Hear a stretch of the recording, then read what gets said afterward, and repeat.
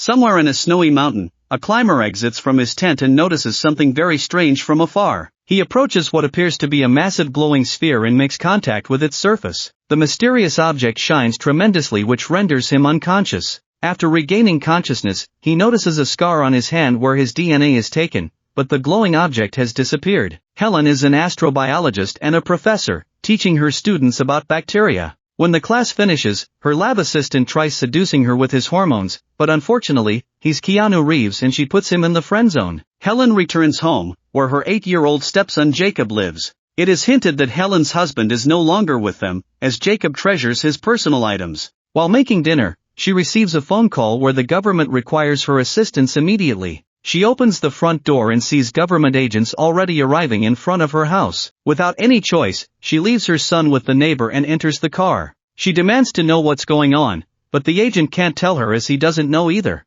Helen is taken into the military airfield and enters the helicopter, where a gathering of scientists from different fields all gather in the same group. They get to a makeshift military base, and she's greeted by Maiko, a NASA official and old friend of hers, who brings her to the debriefing about what's going on. Apparently, an object moving 1/10 the speed of light has entered our solar system and altered its direction towards Earth just moments ago. They have about 70 minutes before impact, and the government plans to launch missiles at it in order to stop the collision with Earth. Worried about her son, Helen calls Jacob and tells him to hide in the basement, but she realizes that if impact occurs, there is nowhere anyone can hide from this disaster. The military takes the scientists close to the projected impact zone, but as the object gets closer to the Earth, their missile launching system malfunctions, crippling their only defense. Surprisingly, the object is slowing down as it approaches Earth. A massive glowing light appears in the sky and flies towards the public park where it lands in front of everyone. They begin walking towards the object and it appears to be the same sphere that was in the beginning of the movie but much larger. The military arrives and surrounds the object, pointing their guns at it and getting ready to fire at any moment. The sphere shines with blinding light as a silhouette of creature walks out. Helen ventures forwards in amazement and tries to make contact, but a gunshot is heard, causing the creature to fall to the ground while Helen holds it in her arms. Suddenly, a towering figure walks out and begins shutting off all the weapons from the military. It then makes a loud screech, which paralyzes everyone. It tries to attack Helen, but stops at the alien's command and proceeds to withdraw. The military brings the alien back into their laboratory and tries their best to save the creature. Although they succeeded at stabilizing its heartbeat, the outer skin begins peeling off and they're shocked to see a human lying inside. At the same time, numerous other sphere-like structures have landed on Earth, spreading in every corner of the world. The satellite system has also been disabled, crippling the military. The doctors learned that the alien took samples of animals' DNA on Earth, and was essentially reborn into the body of a human being in order to survive on the planet. The alien's body has also grown exponentially, already reaching the age of an adult male by this time.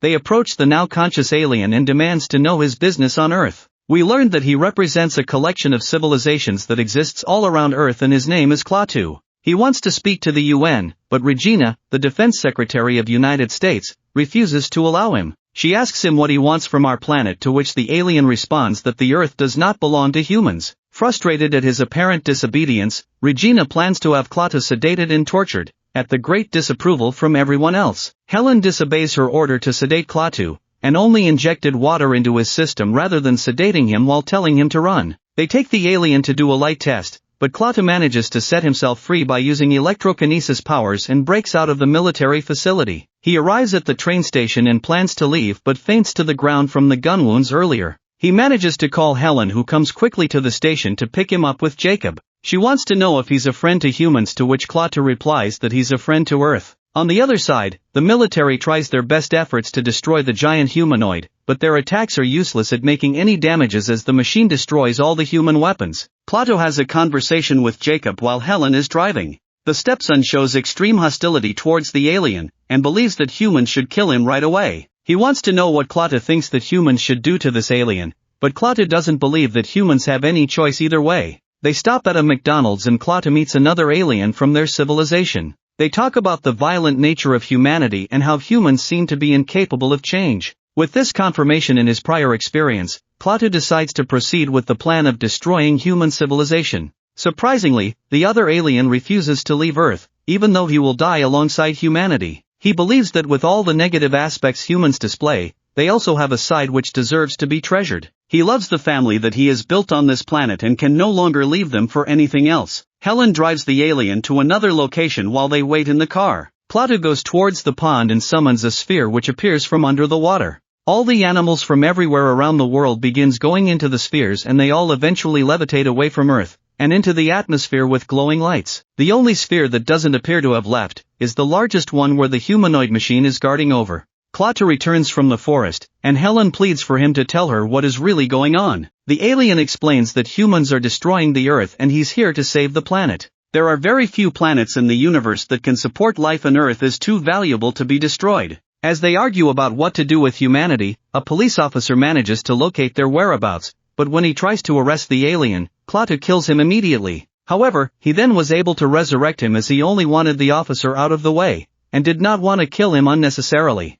His actions shock and frighten both Helen and the boy. Helen pleads for him to spare humanity as she believes that human beings can change. Klaatu opposes as he tried to speak with the human leaders with reason, but only resulted in violence. Helen quickly explains that Regina does not represent humanity and she would gladly take him to someone who does. On the other side, the government agents finally figured out that the spheres are crafts which attempts to save the animals on Earth, but they fear what comes after may wipe out humanity. They manage to capture the humanoid machine by not using any violence and proceeds to bring it to their underground facility. Helen takes Klaatu to meet a Nobel Prize-winning physicist and Klaatu demonstrates his understanding of the universe by solving the equations easily on the blackboard. The professor immediately learns that the man before him is the alien from the news and they begin a deep conversation about human nature. The physicist thinks that humanity can change and learn from their lessons, but only if they're pushed to the brink of destruction. Similarly, we learned that Klaatu's civilization also undergone dramatic changes, when they had to salvage their dying son. The physicist pleads for Klaatu to not take away this moment from humanity where human civilization can finally transcend into something greater.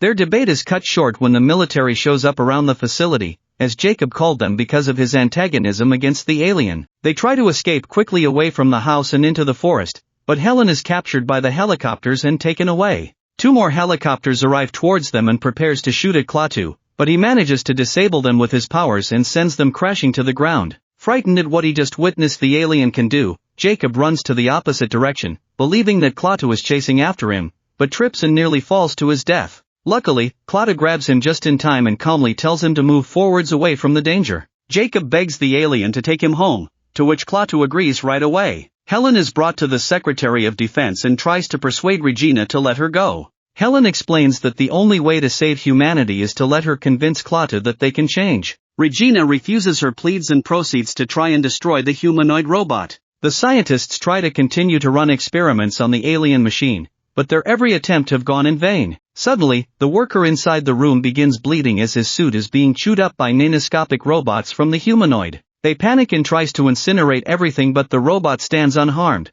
while everything around it begins to break down in the molecular level. The nanobots break out of the military base and proceeds to destroy everything while becoming larger as it consumes and replicates. After receiving news that their facility is destroyed, Regina decides to allow Helen to leave as a last attempt to save humanity from destruction. Helen manages to call her son and Jacob arranges for them to meet in a location that he has chosen. Being saved by the alien, Jacob began seeing him from a different perspective and apologizes for trying to kill him earlier. Jacob brings Klaatu to where they'll meet his mother, which turns out to be the cemetery where his father is buried. The boy begs the alien to resurrect his father, to which Klaatu explains that there are some things that he can't do. He tries to comfort the boy to not be sad as nothing in this universe truly dies. They simply transform into something else instead. Feeling hopeless, Jacob tells Klaatu to leave as he kneels in despair. Jacob cries in front of the gravestone as his mother finally arrives to him, and tries to comfort him. They both admit that they miss Jacob's father a great deal and they embrace as tears fall from their eyes. Klaatu watches the mother and son and begins empathizing for their loss. He starts to understand that there is more to humans than just destruction. He decides to give humans a second chance but is unsure whether if he can stop the nanobots. Michael immediately drives them towards the sphere while they're chased by military units from behind. As they're entered the vicinity, a barrage of missiles is fired towards their vehicle which flips their car over. Michael dies in the accident while Klaatu escapes with Helen and Jacob into shelter. The nanobots swarm towards the park as their numbers block out the sunlight. Jacob becomes weak and faint as the nanobots have entered his body. The mother begs the alien to save her son, which Klaatu manages to do by extracting the nanites into his own body. He looks at Helen and tells her that the physicist was right about humans changing at the precipice and proceeds to walk into the fog of nanobots, trying to disable them. Claudia glows in a bright light and gets consumed by the nanites, which triggers a large shock wave that disables everything around them. All the nanobots fall from the sky as everything electronic on the planet has become disabled as well. Helen and Jacob walk towards the park as they stare at the sphere in amazement. The object levitates and eventually leaves Earth, giving humans a second chance.